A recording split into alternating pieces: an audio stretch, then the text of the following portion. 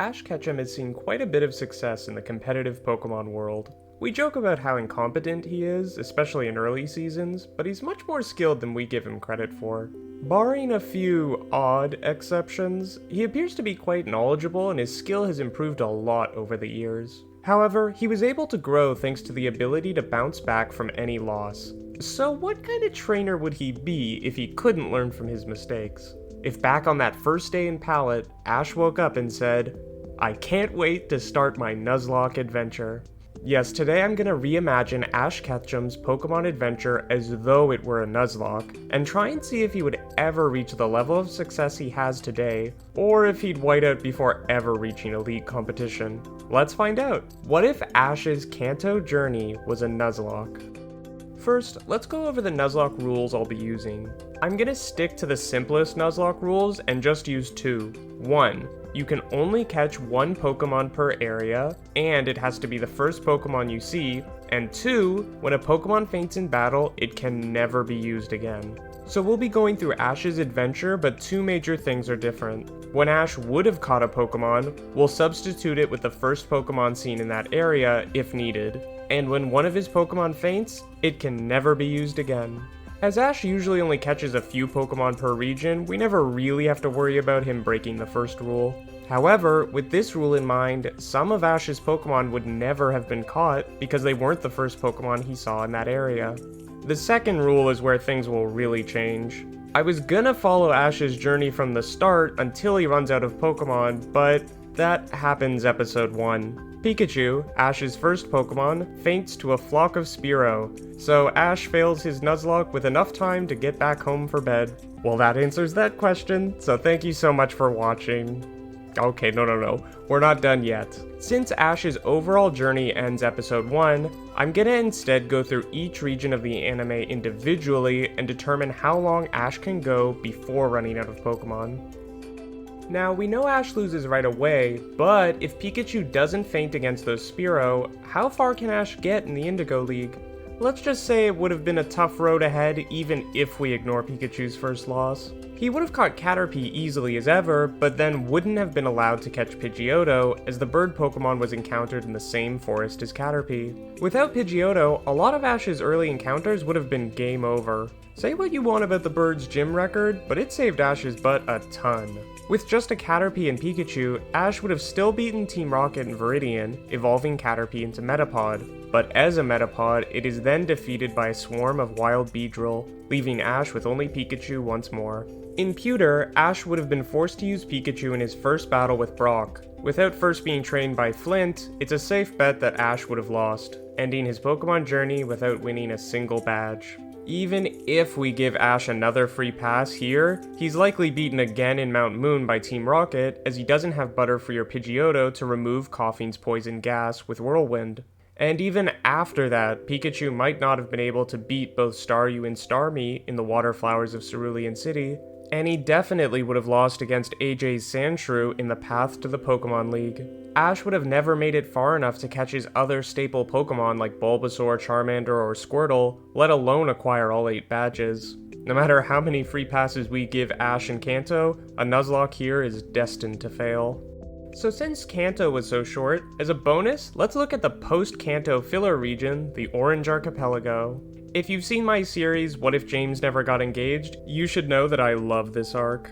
Let's jump ahead to that point in the anime and imagine Ash starts a Nuzlocke right after Pallet Party Panic. Ash has a lot more Pokemon to work with, so things won't be over so quickly. He has Pikachu, Bulbasaur, Charizard, Squirtle, Kingler, Muck, and a confusing part for this video, 30 Tauros. So if Ash has access to all of his Tauros, we can answer now that yes, he can get all 8 badges in each region like normal. However, this series would become pretty boring with me just describing Tauros battles over and over. So even though Ash caught these 30 Tauros before his Orange League Nuzlocke, I'm gonna implement the first rule here and say that Ash only caught 1 Tauros in the Safari Zone. Makes things much simpler going forward. In the Orange Archipelago, things are harder to judge since there aren't always battles at these gyms, but let's see how many badges he can actually get when we consider any loss is the loss of a Pokemon. Ash is able to survive a blimp crash, catch Lapras, and travel to the first gym without losing any Pokemon. And here, Squirtle's tie with Seadra and Lapras' win over Blastoise awards Ash his first badge without losing anything. We're already doing better than Kanto. On the way to the next gym, Ash doesn't have any losses, though Misty's Goldeen and Staryu are defeated by a Tentacruel and Psyduck respectively, so if she was doing a Nuzlocke, that'd be a pretty bad day. But for Ash, if we consider any loss at a gym as a loss of a Pokemon, then Naval Island may end Ash's journey immediately. While Ash's Pokemon ultimately defeat Danny and earn him his second badge, Ash's Lapras loses to Danny's Nidoqueen in the Ice Geyser Challenge. Without Lapras, the gang loses their ability to travel from island to island. Though Ash earned the Sea Ruby badge, none of them would be able to travel to the next gym. They'd be stranded on Naval Island with the creepy Danny. But let's say they were able to catch a boat to the next gym. Without Lapras, they still can't make as many casual stops from island to island, which means Ash never ends up catching Snorlax at the 7 Grapefruit Islands, and they don't stop at the island where Ash finally wins over Charizard. Though it's probably good that they're never able to stop off at Mandarin Island though, because if they did, Ash would have lost Squirtle to a random trainer's Tauros, and Pikachu against Lorelei, Prima's, Cloyster. At the third gym, Ash would win, but not before Rudy's Electabuzz would defeat Pikachu. If they found another boat to the last gym, Ash would battle for the Jade Star badge without Pikachu and without a well-trained Charizard. I think Bulbasaur and Squirtle could still have won, but the chances of at least one of them fainting is pretty high. I believe Bulbasaur would have fainted against Alakazam's psychic attacks, allowing Squirtle the opportunity to finish both Marowak and Alakazam off with a Hydro Pump. Thus, even if Ash was able to find a way to Pomelo Stadium, he'd be battling without Pikachu, Bulbasaur, and Lapras, no Snorlax of course, and likely not be able to use Charizard effectively. Pidgeot is still released back near Pallet, so we would only have Charizard, Squirtle, Tauros, Kingler, and Muck to use against Drake. An almost full team, but Ash would still have a big uphill battle against Drake. Against Ditto, instead of Pikachu, Ash would likely use Tauros, relying on his very weird beginner's luck strategy with the bull Pokemon. It likely wins in the same way Pikachu does, by being in better physical shape. Against Onix, Ash would still switch out to Squirtle and defeat the giant rock snake with ease.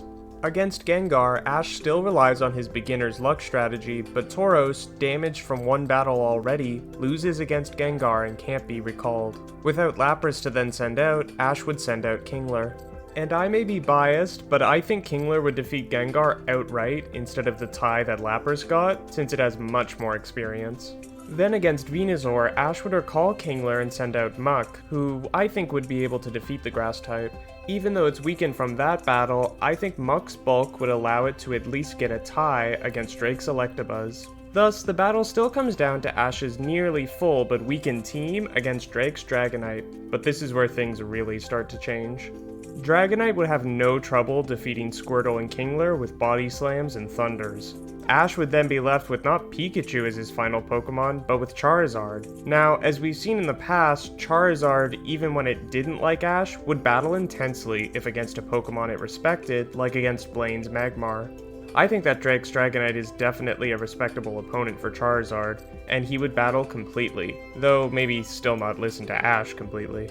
I think it's 50-50 on whether or not Charizard could win. Though Charizard originally loses, I think a big reason for that was because it was already weakened by a battle with Electabuzz. Since Charizard is fresh, and Dragonite's already weakened by previous battles with Squirtle and Kingler, I think Charizard could have won. If things happen to go in Ash's favor, he would still become the Orange League champion, and this time doing so with only 5 Pokemon. But while Ash could still win the Orange League as a Nuzlocke, he would have lost all of his Pokemon except for Charizard, who he wasn't even able to fully tame. He never caught Snorlax either, and really all of this would be moot if Ash and company couldn't find reliable travel away from Naval Island. Without Lapras, they could have been stranded there for who knows how long. So the Orange League was successful in a way, but not without heavy losses and potentially being stranded on one of the islands without Lapras to ferry them around. So what did we learn? That Nuzlockes are a pretty tough way to begin your Pokemon adventure. Ash wasn't even able to get out of Pallet Town without losing, and even if he had, Viridian Forest, Pewter City, Mount Moon, and Cerulean City were places where he'd lose all over again. But if he had started a Nuzlocke for the Orange League, things would have gone much better, at least in Nuzlocke terms. Ash was able to get all 4 badges and defeat Drake, earning him the champion trophy for the Orange League, but leaving him with only Charizard left in his party. A Pyrrhic victory if I've ever seen one, but a victory nonetheless. Let me know below if you want me to examine what Ash's journey in Johto would be like as a Nuzlocke, and let me know how you think things would have gone differently in Kanto and the Orange Archipelago if Ash had done a Nuzlocke. Thanks for watching, and don't forget to subscribe for more content of the increasingly Pokemon variety. Thank you!